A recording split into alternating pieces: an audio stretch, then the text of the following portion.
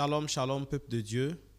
Nous avons le privilège d'échanger ensemble sur un thème qui est d'actualité, à savoir l'appel de Dieu dans la vie d'une personne. Et nous allons prendre l'exemple d'un grand prophète de Dieu dans la parole de Dieu pour illustrer et tirer un enseignement conséquent de l'exemple de l'appel de ce dernier-là. Il est question de Jonas. Beaucoup de personnes connaissent un peu l'histoire de Jonas, mais je vous invite avec moi à parcourir quelques lignes de la parole de Dieu dans le livre de Jonas, à savoir au chapitre 1, à partir du verset 1. Nous lisons: La parole de l'Éternel fut adressée à Jonas, fils d'Amittai, en ces mots: Lève-toi, va à Ninive, la grande ville, et crie contre elle, car sa méchanceté est montée jusqu'à moi. Et Jonas se leva pour s'enfuir à Tarsis, loin de la face de l'Éternel, en tant que son prophète. C'est-à-dire, Jonas, un prophète de Dieu, que Dieu lui-même s'est choisi,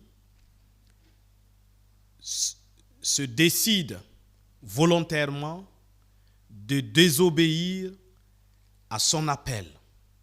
Dieu lui confia une mission et Jonas refusa d'aller accomplir cette mission, ce pourquoi il a été appelé. Nous continuons dans notre lecture. Il descendit à Jaffo, où il trouva un navire qui allait à Tarsis, la zone de commerce phénicienne, la plus éloignée alors connue. Il paya le prix du transport et s'embarqua pour aller avec les passagers à Tarsis, loin de la face de l'Éternel, en tant que son serviteur et ministre. Voici Jonas, toujours en train de trouver les voies et moyens pour s'éloigner de Dieu, parce que Dieu lui a confié une mission qu'il refuse d'accomplir. Il va alors aller prendre une barque pour aller à Tarsis, lui que Dieu a appelé, lui que Dieu a fait de lui son ministre. Mais l'Éternel fit souffler sur la mer un vent impétueux, et il se leva sur la mer une grande tempête. Le navire menaçait de faire naufrage. Les navires eurent peur et implorèrent chacun leur Dieu, et ils jetaient dans la mer les objets qui étaient sur le navire, afin de rendre plus léger. Jonas descendit au fond du navire, se coucha et s'endormit profondément. Alors, bien-aimés, appelés de Dieu, choisis de Dieu, ministres de Dieu, vous que Dieu a envoyés pour une mission spécifique. Voici l'exemple de Jonas. Jonas que Dieu a envoyé à Ninive pour aller transmettre une parole, un message de Dieu, refuse d'aller à Ninive et décide d'aller à Tarsis, parce que Tarsis est une ville de commerce. Tarsis est une ville où il fait bon vivre. Or, Ninive était une ville où les habitants étaient des rebelles contre Dieu, étaient des gens qui se sont éloignés de la face de Dieu. Alors, Dieu voulait envoyer son messager, attirer l'attention de ce peuple-là à revenir à lui Dieu. Et voici celui sur qui Dieu comptait va changer de mission. Bien-aimé, je vais poser une question. Toi que Dieu a appelé, toi qui es serviteur de Dieu, toi qui es servante de Dieu, toi qui es intercesseur, toi qui es intercesseuse, toi qui es évangéliste, quelle qu'en soit la position que tu occupes dans le corps de Christ, tu as une mission spécifique. Est-ce que tu es à la place où Dieu t'a mis? Est-ce que tu es au bon endroit où Dieu t'a positionné? Est-ce que tu es dans la mission que Dieu t'a confiée? Voici Jonas. La fuite de Jonas lui a coûté des frais. Quand Dieu appelle, Dieu s'occupe de la provision. Dieu lui-même veille sur nous. Dieu lui-même veille pour que la mission s'accomplisse. Mais voici Jonas qui a pris la fuite pour s'éloigner. La Bible dit qu'il a pris la fuite pour s'éloigner de la face de Dieu. Il a payé un billet pour aller à Tarsis. Et il se retrouve dans une barque avec des passagers. Et à cause de Jonas, la barque a failli faire naufrage parce que Dieu s'est irrité. Et Dieu a envoyé une tempête pour interpeller Jonas, dire que sa mission, quand lui il envoie, sa mission s'accomplit toujours. Alors, et à cause de ce comportement de Jonas, les passagers ont perdu leurs biens, leur matériel, tout ce qu'ils avaient dans la barque, ils étaient obligés de jeter dans la mer. Bien-aimés, appelés de Dieu, choisis de Dieu, vous que Dieu a choisi pour une œuvre spécifique.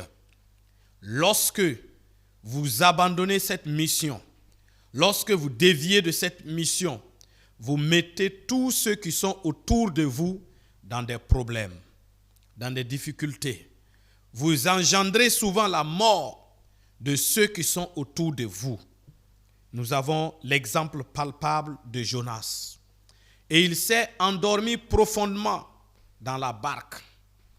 Du moment que dans votre fuite, dans votre abandon de la volonté de Dieu, vous vous mettez dans un sommeil.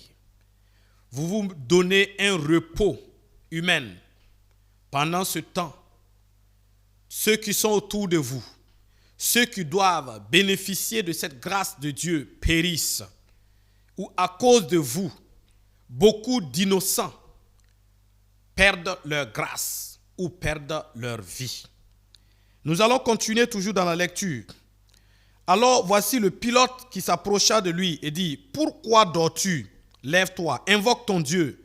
Peut-être voudra-t-il penser à nous et nous ne périrons pas. » Et ils se rendirent l'un à l'autre. « Venez et tirons au sort pour savoir qui nous attire ce malheur. » Et ils tirèrent au sort et le sort tomba sur Jonas.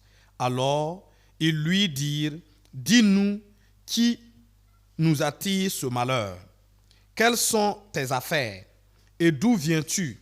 Quel est ton pays et de quel peuple es-tu? » Et il répondit: « Je suis hébreu et je crains l'Éternel, le Dieu des cieux, qui a fait la mer et la terre. » Ces hommes eurent une grande frayeur et lui dirent: « Pourquoi as-tu fait cela? » Car ces hommes savaient qu'ils fuyaient loin de la face de l'Éternel parce qu'il le leur avait déclaré. Et ils dirent: « Que te ferons-nous pour que la mer se calme envers nous? » Car la mer c'était de plus en plus orageux, et il leur répondit: « Prenez-moi et jetez-moi dans la mer, et la mer se calmera envers vous, car je sais que c'est moi qui attire sur vous cette grande tempête. » Peuple de Dieu, vous voyez, cet homme, ce choisi de Dieu, ce prophète de Dieu, voyez-vous le malheur qu'il a attiré dans cette barque? Vous qui êtes appelés de Dieu, entrez en vous-même. Regardez comment les choses se passent autour de vous. Est-ce que vous êtes dans votre appel? Est-ce que vous ne fouillez pas de la face de Dieu? Est-ce que vous n'avez pas quitté la volonté de Dieu? Regardez ce qui va arriver. Le prophète Jonas lui-même dit: « Jetez-moi dans la mer. » Il a même accepté la mort pour ne pas accomplir la volonté de Dieu. Et voici, dans la suite et de notre lecture, vous verrez que ce dernier, Dieu a toujours un plan merveilleux pour lui et pour ce peuple de Tarsis. Il enverra un messager. Il va envoyer un gros poisson qui va avaler ce monsieur-là et le vomir au bord de la mer. Bien-aimés, je veux parler à ceux qui savent que Dieu les a confié une mission.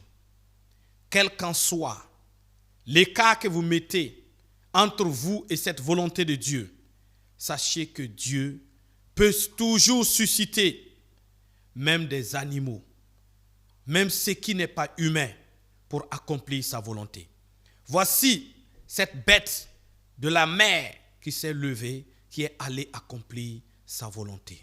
Nous qui sommes des humains, à combien plus forte raison nous devons nous soumettre à la volonté de Dieu pour le salut des âmes, pour le salut de ceux qui sont autour de nous. Je veux parler à tous ceux qui occupent des places particulières dans nos différentes assemblées. Est-ce que tu as la place qu'il faut? Dieu t'a appelé, oui, peut-être à évangéliser, et tu veux te mettre dans le groupe musical. Est-ce que Dieu t'a équipé pour chanter?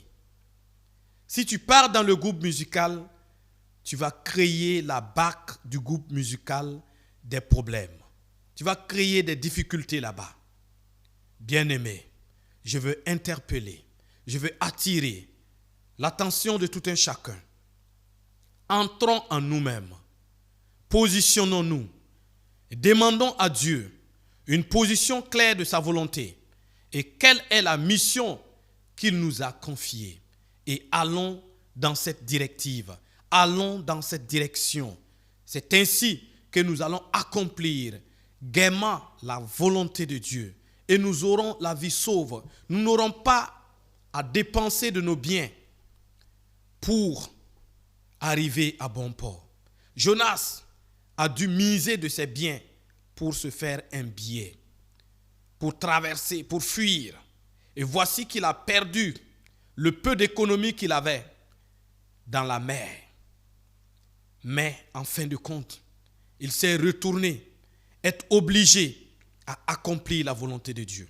Beaucoup de serviteurs de Dieu accomplissent la volonté de Dieu dans la souffrance aujourd'hui parce qu'au départ, ils ont refusé la volonté de Dieu. Ils se sont tournés vers leur propre chemin. Ils ont regardé autour d'eux, écouté les conseils humains. Bien-aimé, est-ce que les problèmes que tu traverses, ce n'est pas dû à ton refus de la volonté de Dieu? Est-ce que ce que tu vis présentement qui ne te plaît pas, est-ce que ce n'est pas dû au refus de la volonté de Dieu? Bien-aimés, je vous appelle tous ceux qui œuvrent pour l'élargissement du royaume de Dieu. Sondez-vous intérieurement. Voyez si vous n'avez pas abandonné votre mission. Shalom, shalom. Demeurez toujours dans la lumière de Christ et que sa grâce vous oriente et que son esprit soit toujours avec vous. Merci.